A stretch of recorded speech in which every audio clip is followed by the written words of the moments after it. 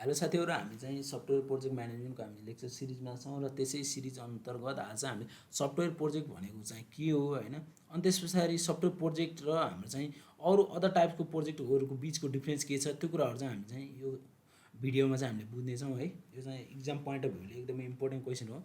Software project भन्छ complete procedure of software development from a requirement gathering to testing and then maintenance is carried out according to the execution methodology in a specific period of time to achieve intended software product भन्छ होइन। Software project भनेको चाहिँ एउटा कुनै पनि हाम्रो चाहिँ requirement ग्यादरिङदेखि लिएर त्यो टेस्टिङदेखि लिएर चाहिँ मेन्टेनेन्ससम्म गर्ने सबै हाम्रो चाहिँ एक्टिभिटिजहरूलाई नै हामीले के भन्छौँ सफ्टवेयर प्रोजेक्टको हामी चाहिँ त्यो कम्प्लिट प्रोसिड्युरलाई नै हामी के भन्छौँ सफ्टवेयर प्रोजेक्ट भनेर भन्छौँ होइन।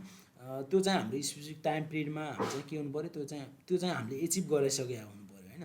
अनि सफ्टवेयर प्रोजेक्ट इज अब त्यस पछाडि यो चाहिँ भएन। Software project is a collection and integration of various component of a software that begins with early investigation and ends with the implementation भन्छ होइन। त्यो कुरा के हो भनेपछि सफ्टवेयर प्रोजेक्ट भने चाहिँ अब कलेक्सन गर्ने इन्टिग्रेसन गर्ने भेरियस कम्पोनेन्टहरूलाई होइन, जुन चाहिँ अर्ली अब बिगिन भएदेखि त्यो चाहिँ त्यो इम्प्लिमेन्टेसन नहुँदासम्म चाहिँ जति पनि हामी टास्कहरू कम्प्लिट गर्छौँ होइन, जति पनि स्टेपहरूलाई हामी के गर्छौँ हामी चाहिँ फलोअप गर्छौँ त्यो सबै नै हाम्रो के हो सफ्टवेयर प्रोजेक्ट अन्तर्गत चाहिँ त्यो पर्छ। अब यस पछाडि हाम्रो चाहिँ इम्पोर्टेन्ट टपिक छ software project versus other type of project होइन। अब सफ्टवेयर प्रोजेक्टमा के फरक हुन्छ त र अदर टाइपको प्रोजेक्टमा चाहिँ के फरक हुन्छ भन्ने कुरा अब एउटा चाहिँ मैले अलरेडी भनिसकेको छु होइन। सफ्टवेयर इन्जिनियरिङमा चाहिँ एउटा इन्भिजिबिलिटीको प्रब्लम हुन्छ भनेको छु। अब त्यही कुराहरूलाई चाहिँ यहाँ मेन पोइन्टको रूपमा छ इन्भिजिबिलिटी होइन। अब यसमा के भनेको छ भनेपछि एउटा कुनै पनि ब्रिज हामीले चाहिँ फिजिकल आर्टिफेक्ट्सहरूलाई हामी चाहिँ मजाले त्यसको प्रोग्रेसहरूलाई चाहिँ हामीले इजिली हामी चाहिँ त्यसलाई देख्न सक्छौँ भनेपछि सफ्टवेयरको हामी चाहिँ प्रोजेक्टलाई हामी चाहिँ इमिडिएटली हामी चाहिँ भिजिबल त्यसलाई हामी देख्न सक्दैनौँ होइन। त्यो कुराहरू भयो हाम्रो चाहिँ इन्भिजिबिलिटीमा त्यो कुराहरू लेखेको छ यहाँ। होइन physical artefacts such a bridge progress is clearly visible but with software progress is not immediately visible भन्छ होइन।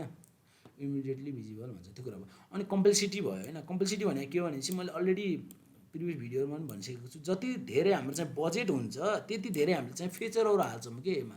जस्तो अब थोरै बजेट छ भने थोरै फिचरहरू हुन्छ कुनै पनि हाम्रो चाहिँ सफ्टवेयर प्रोडक्टमा होइन अथवा सफ्टवेयरमा भनेपछि जति धेरै हामी चाहिँ मनीहरू इन्भेस्ट गर्छौँ त्यति हाम्रो चाहिँ फिचरहरू हुन्छ भनेको चाहिँ कम्प्लेक्सिटी भयो होइन। Per dollar per pound or euro spend software product contains more complexity होइन। जति धेरै पैसाहरू स्पेन्ड गर्यो त्यति धेरै फिचरहरू आउँछ भन्ने कुरालाई हामी जनाउँदाखेरि हामी चाहिँ कम्प्लेक्सिटी भनेर अर्को एउटा चाहिँ प्रब्लम हुन्छ। कम्प्लेक्सिटी नलेखेर फिचरहरू पनि लेख्न सकिन्छ। फिचर लेखेर यसको चाहिँ यही डेफिनेसन लेख्दा पनि यही डिस्क्रिप्सन लेख्दा पनि केही फरक पर्दैन होइन। अनि अनदर वान इज कन्फर्मिटी भन्छ होइन। By confirming the client requirements and if they are inconsistent in what they need and then developing software can be a difficult job भन्छ होइन। अब क्लाइन्टले के भन्ने आउँछ भनेपछि अब चाहिँ यो मलाई चाहिँ यो रिक्वायरमेन्टहरू चाहियो भन्छ। अब त्यो अब चाहिँ इन्कन्सिस्टेन्स छ होइन।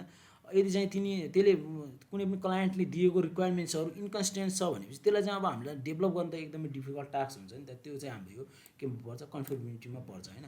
अनि एउटा चाहिँ हाम्रो के हुन्छ भनेपछि सफ्टवेयरको चाहिँ के हुन्छ भनेपछि फ्लेक्सिबिलिटी हुन्छ होइन। यो चाहिँ हाम्रो चाहिँ सफ्टवेयर के हुन्छ इजिली हाम्रो चाहिँ के हुनु पऱ्यो एडप्ट हुनु पऱ्यो भन्ने कुराहरू चाहिँ यसो चाहिँ के भन्छ अदर टाइपको प्रोजेक्ट भन्दा चाहिँ यो फरक बनाउने पोइन्टहरू यो चारवटा हो। एउटा चाहिँ मेन भनेको चाहिँ हाम्रो इन्भिजिबिलिटी भयो, कम्प्लेक्सिटी भयो, अनि another one is conformity and then another is flexibility.